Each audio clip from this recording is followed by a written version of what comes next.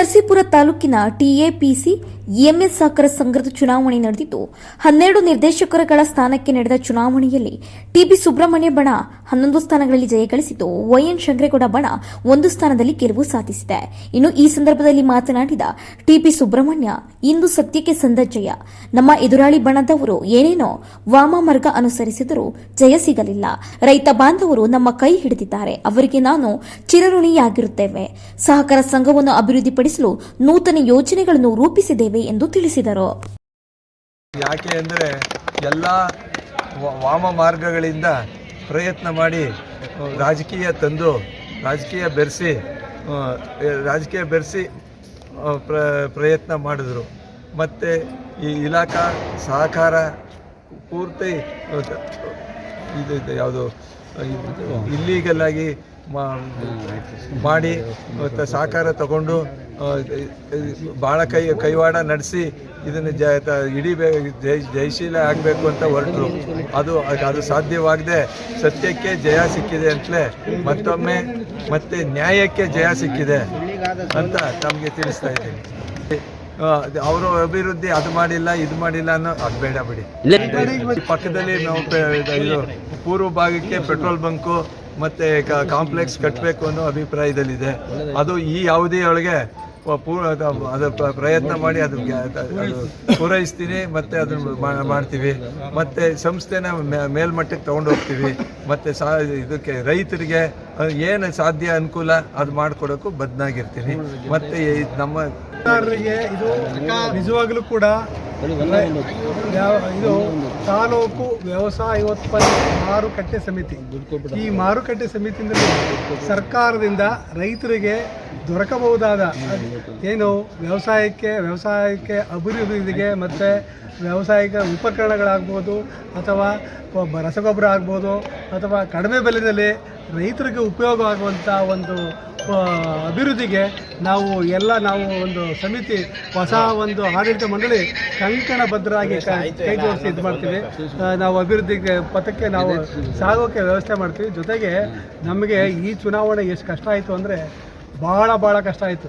ಅಧಿಕಾರ ವರ್ಗ, ರಾಜಕೀಯ ವರ್ಗ ಸತ್ಯ ಹೇಳಬೇಕು ಅಂದರೆ ಈ ಸಹಕಾರ ಸಂಘಗಳ ಚುನಾವಣೆಯನ್ನು ಸಹಕಾರ ತತ್ವದಡಿ ಪಕ್ಷಾತೀತವಾಗಿ ಜಾತ್ಯತೀತವಾಗಿ ನಾವು ಚುನಾವಣೆ ನಡೆಸಬೇಕು. ಆದರೆ ಇವರು ಮೊದಲೇ ಪಕ್ಷವನ್ನು ಮುಂದಿಟ್ಕೊಂಡು ನಮ್ಮ ಆಡಳಿತ ಪಕ್ಷವನ್ನು ಉಪಯೋಗಿಸ್ಕೊಂಡು ನಮಗೆ ಏನು ಜಯಗಳಿಸಬೇಕು ಅಂತ ಹೋದರು. ಜನಗಳು ಏನು ಮಾಡಿದ್ರು, ಆಡಳಿತ ಪಕ್ಷಕ್ಕೆ ಮುಖಭಂಗ ಮಾಡಿದ್ರು ಅಂತ ಈ ಸಂದರ್ಭದಲ್ಲಿ ತಿಳಿಸ್ತೀವಿ. ಹಾಗೆ ಸಂದರ್ಭದಲ್ಲಿ ನಾವು ಈ ಟಿ ನರಸೀಪುರ ತಾಲೂಕು ಜನತೆಯನ್ನು ಅವರು ಎಷ್ಟು ಹೊಸದಾಗಿ ಭಯಪಡಿಸೋರು. ನಮಗೆ ಏನಂತ 3200 ಮತಗಳು ನಮ್ಮ ಷೇರುದಾರರು ನಮಗೆ ಸದಸ್ಯತ್ವವನ್ನು ಪಡೆದುಕೊಂಡು ನಾವು ಖಂಡಿತ ಜಯಗಳಿಸ್ತೀವಿ ಅಂತ ನಾವೇನು ಮಾಡ್ದೋ ಅಭಿವೃದ್ಧಿ ತತ್ವ ಹಾಗೂ ನಾವು ನಮ್ಮ ಸದಸ್ಯರನ್ನ ನಂಬಿ ಹೋದೋ. ನಿಮಗೆ ಒಂದು ವಿಷಯ ತಿಳಿಸ್ತೀವಿ.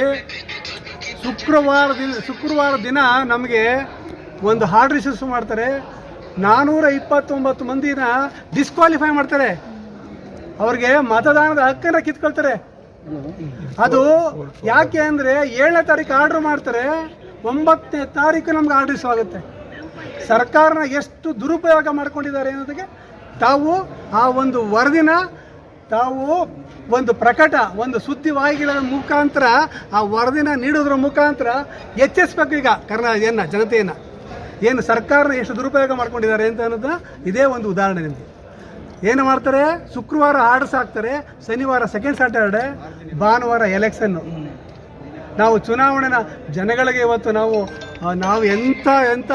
ಎಷ್ಟು ಅವರಿಗೆ ಏನೇ ಒಂದು ಕೃತಜ್ಞತೆಗಳನ್ನು ತಿಳಿಸಿದ್ರೆ ಎಷ್ಟು ತಿಳಿಸೋದು ತಪ್ಪಾಗಲಾರ್ದು.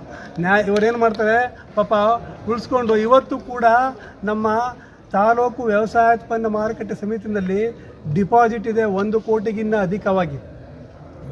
1.5 ಕೋಟಿ ಡಿಪಾಸಿಟ್ ಇದೆ.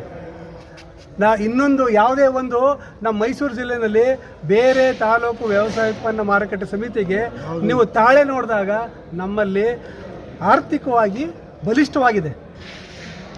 ಎಷ್ಟೋ ಸಂಘ ಸಂಸ್ಥೆಗಳಿಗೆ ಜಾಗ ಮಾರಿ ಅದನ್ನು ಏನು ನಿವೇಶನಗಳನ್ನ ಪರಿವರ್ತನೆ ಮಾಡಿ ರಿಯಲ್ ಎಸ್ಟೇಟ್ ಥರ ಅದನ್ನು ಹಣ ದುರುಪಯೋಗ ಆಗಿದೆ. ನಮ್ಮಲ್ಲಿ ದುರುಪಯೋಗ ಆಗಿಲ್ಲ.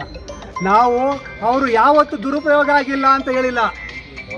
ಏನು ಇನ್ನೂ ಅಭಿವೃದ್ಧಿ ಮಾಡ್ಬೋದಾಯಿತು ಅಂತ ಏನು ಮಾಡ್ತೀವಿ ಅಂತಂತೂ ಮಾಡ್ತೀವಿ ನಾವು. ಈಗ ಈ ವರ್ಷ ಮಾತ್ರ ನಾವು ಒಂದು ಯೋಜನೆ ಮಾಡ್ಕೊಂಡಿದ್ದೀವಿ.